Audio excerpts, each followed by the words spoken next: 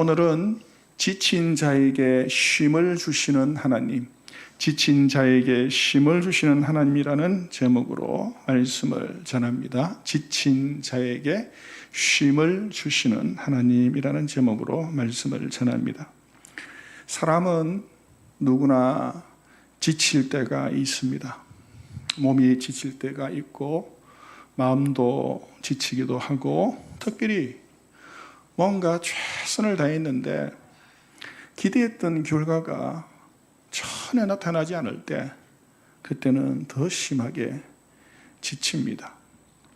오늘 말씀의 엘리야가 바로 그런 모습입니다. 열왕기상 18장에 보면 엘리야는 갈멜산에서 바알의 선지자 450명과 맞섰습니다. 엘리야가 하나님께 기도하자 하늘에서 불이 내렸고, 백성들은 여호와 그는 하나님이시로다 하면서 고백했습니다. 연이어 3년 반 동안 계속되던 그 가뭄도 끝이 나고 비가 다시 내렸습니다.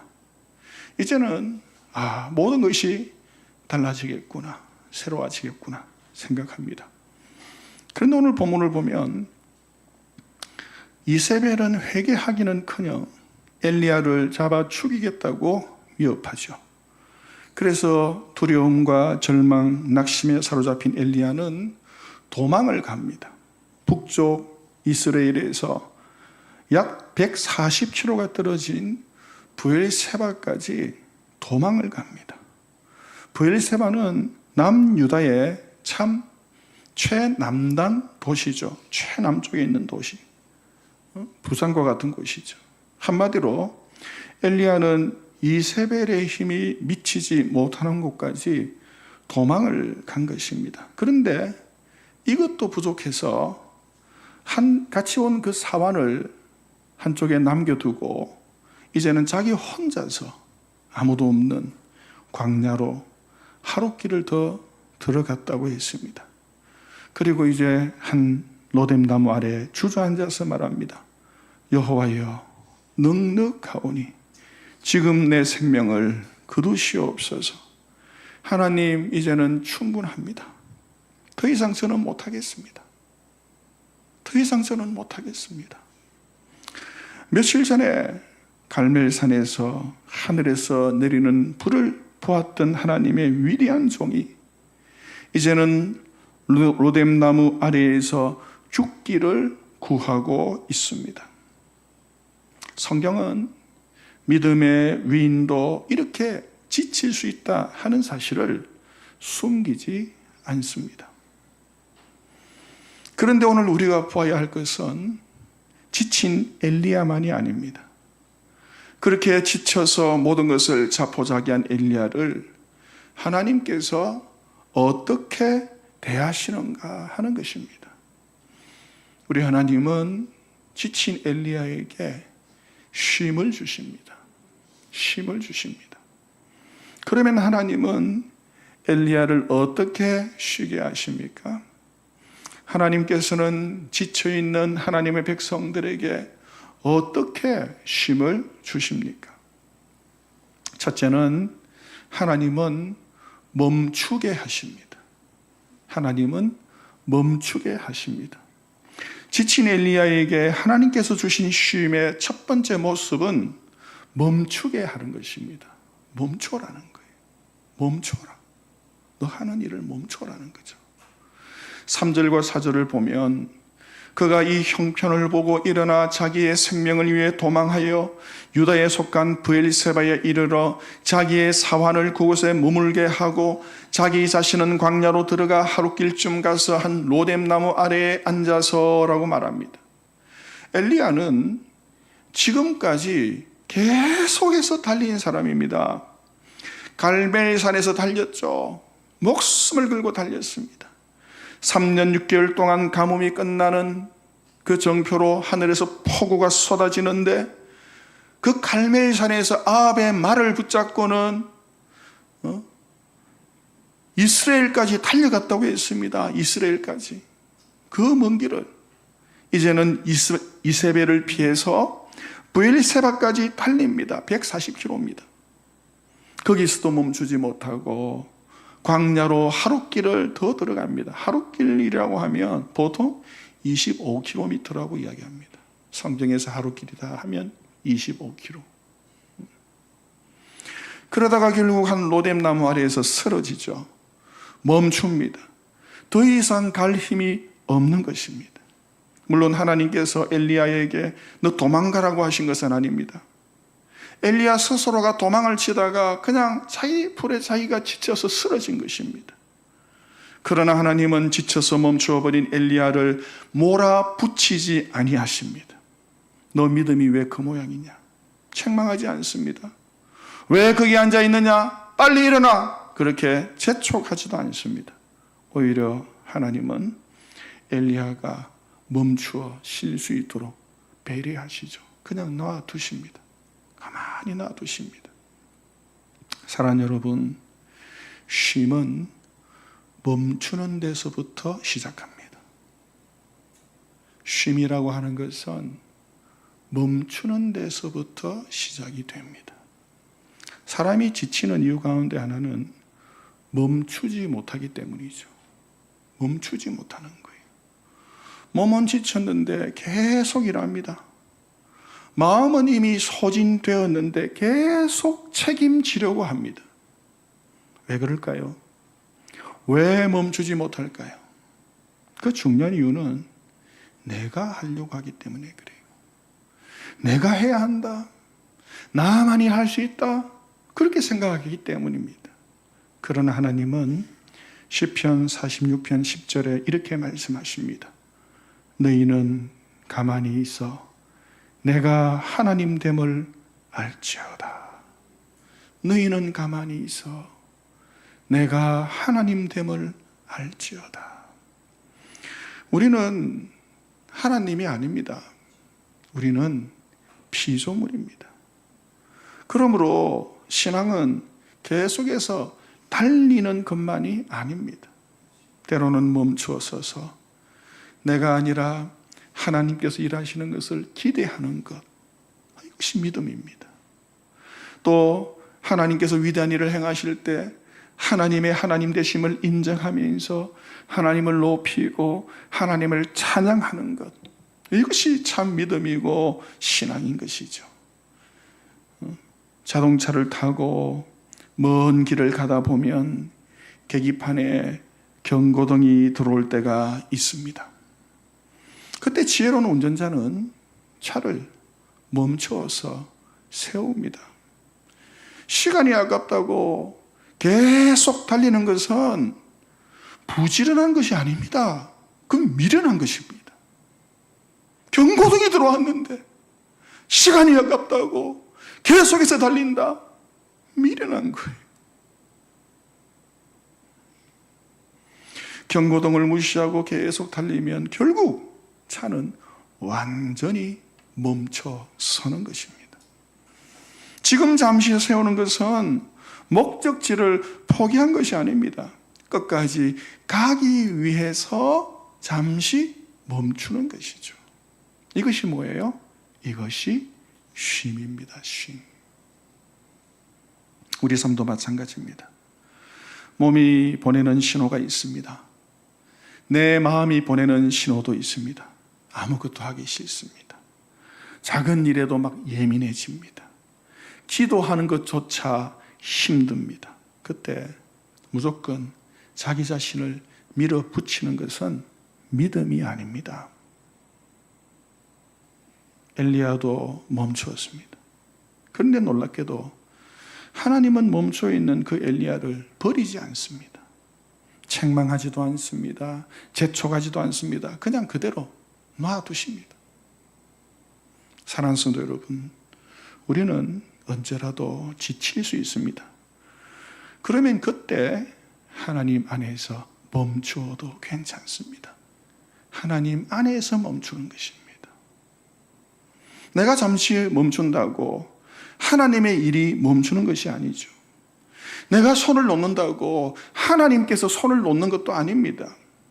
시편 121편 4절에 이스라엘을 지키시는 이는 졸지도 아니하시고 주무시지도 아니하시리로다 말씀합니다.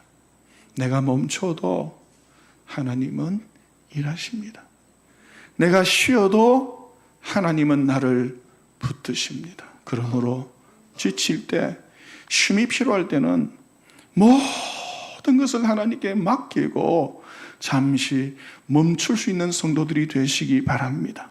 그래서 하나님께서 채우시는 놀라운 은혜를 경험하는 저와 여러분 되시기를 주님 이름으로 축원합니다. 두 번째, 하나님은 재우시고 먹이십니다. 하나님은 재우시고 먹이십니다. 하나님께서 지친 엘리야에게 주신 두 번째 쉼은 재우고 먹이는 것입니다. 5절과 6절을 보십시오.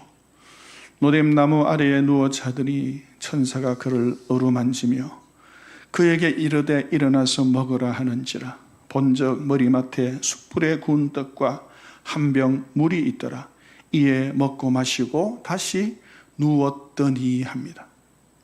엘리야는 지금 영적으로 육신적으로 많이 무너져 있습니다. 죽고 싶다고 말한 정도입니다. 그런데 하나님은 그런 엘리야에게 긴 설교부터 하지 않습니다. 다시 말하면 잔소리하지 않습니다. 그냥 재웁니다. 너 자라. 잠을 주십니다. 여러분, 잠이라고 하는 것이 피곤하다고 오는 게 아니죠. 피곤해 죽을 지경인데 3일, 4일, 일주일을 못 자는 사람을 내가 봤어요. 병원 가서 약을 받는데도 잠을 못 자요. 얼굴이 새카매요. 잠은 내가 자고 싶다고 자지는 게 아니에요. 그런데 하나님이 잠을 주시죠. 그 위경 가운데서 엘리야가 잠을 잡니다. 그리고 하나님은 어떻게 해요? 먹입니다. 먹게 하십니다.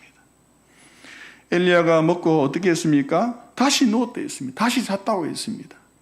그런데 하나님은 그 엘리야를 책망하지 않습니다. 7절에 보면 천사가 또 다시 와서 어루만지며 다시 먹으라고 합니다.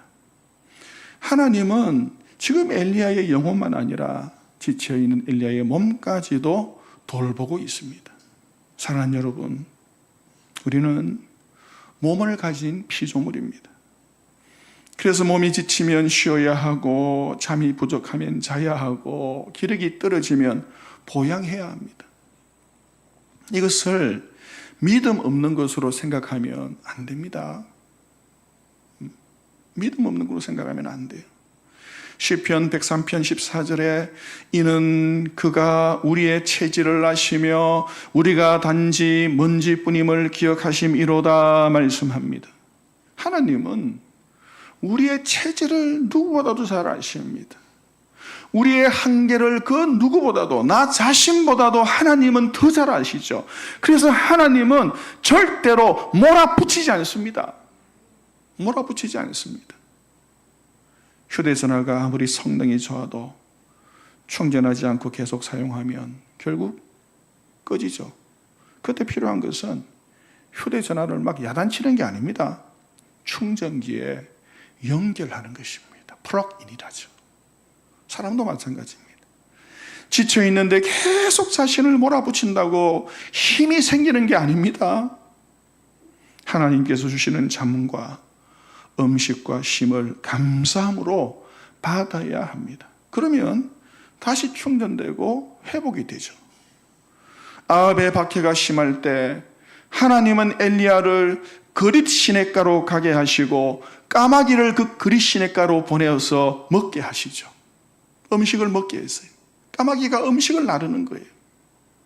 또 감옥이 시작되자 하나님은 엘리야를 사르밧의 한 과부에게 보내셔서 그 과부를 통해서 하나님이 먹이십니다. 먹게 하십니다. 그리고 이제는 로뎀나무 아래에서 천사를 통해서 하나님은 먹이십니다. 하나님께서 공급하시는 방법은 다 다르지만 하나님은 먹이고 있습니다. 먹을 것을 주십니다. 하나님께서 주실 때 어떻게 해야 될까요?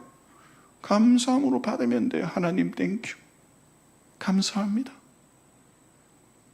하나님이 주신다고 믿고 감사함으로 받으면 돼요. 하나님이 어떤 방법으로 주시든지, 뭔가 나에게 하나님이 주신다고 하는 사인이 있으면 그냥 감사합니다. 자존심을 내세울 필요도 없어요. 자기 감정을 드러낼 필요도 없어요. 하나님이 주시면 하나님 감사합니다. 받아 먹으면 되는 것이죠. 사랑하는 여러분, 먹을 것을 주시면 받아 먹으면 되고요. 또 잠이 오게 하시면 잘 자면 돼요. 참 감사한 것은 우리 교회는 설교 시간에 자는 사람은 한 사람도 없다. 참 감사해요. 잠이 올 수 있거든요.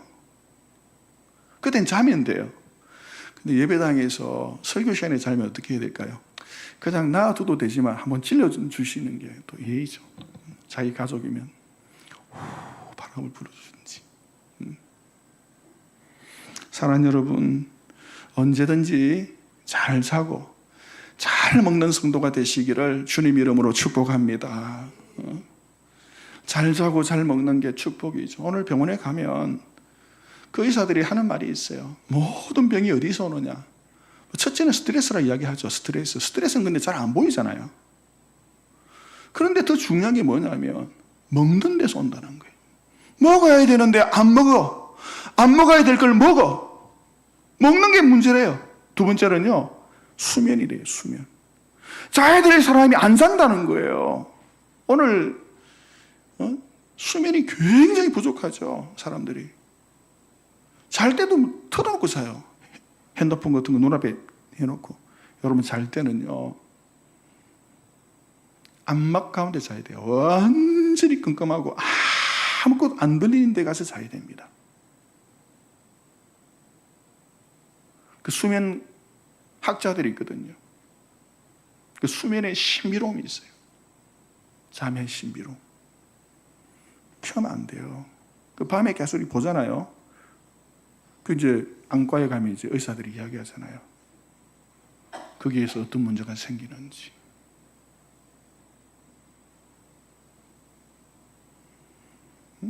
잠자지 않고 잘 먹지 않아서 병원 신세 지는 사람들이 점점 늘어나고 있습니다.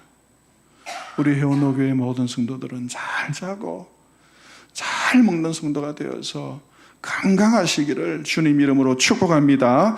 세 번째, 하나님은 친히 함께 하십니다. 하나님은 친히 함께 하십니다. 하나님께서 주시는 쉼은 잠을 자고 음식을 먹는 것으로 끝나지 않습니다.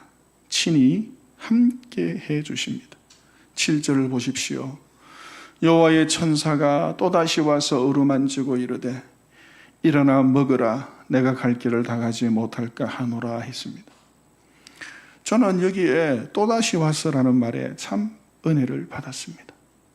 하나님은 한 번 먹을 것을 주시고 떠나지 않았습니다. 다시 찾아오시죠.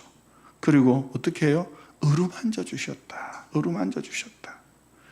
엘리야는 사환까지도 떼어놓고 홀로 광야로 들어왔습니다. 그러나 하나님은 엘리야를 결코 혼자 두지 않습니다. 계속해서 함께 하십니다. 있는 듯 없는 듯 엘리야 곁을 하나님께서 지키고 있는 것이죠. 어린아이가 깊은 밤에 잠에서 깼을 때 엄마가 곁에 있으면 다시 편안하게 잠이 듭니다. 문제가 해결되어서 잠이 드는 게 아니죠.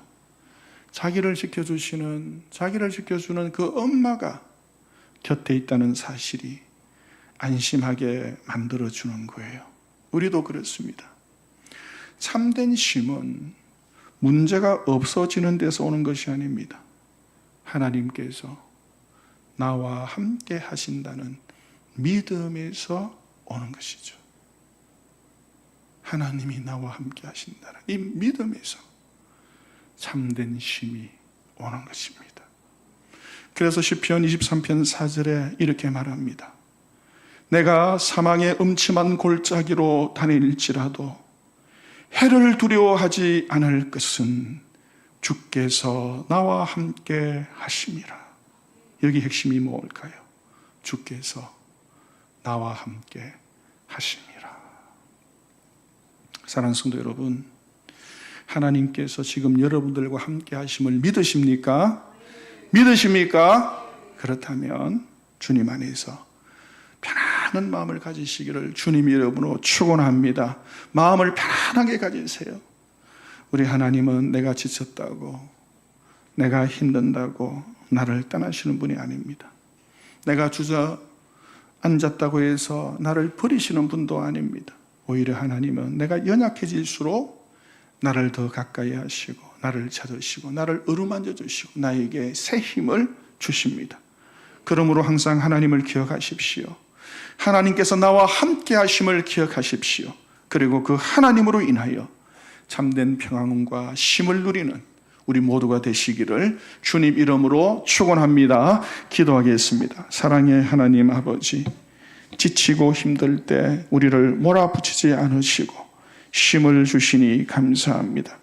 멈추어 주님께 맡기게 하시고 우리의 필요를 채워주시고 언제나 함께 하시는 주님을 믿게 하옵소서. 지친 우리의 몸과 마음에 새 힘을 주셔서 주님 안에서 참된 평안과 쉼을 누리게 하옵소서. 예수님의 이름으로 기도하옵나이다. 아멘.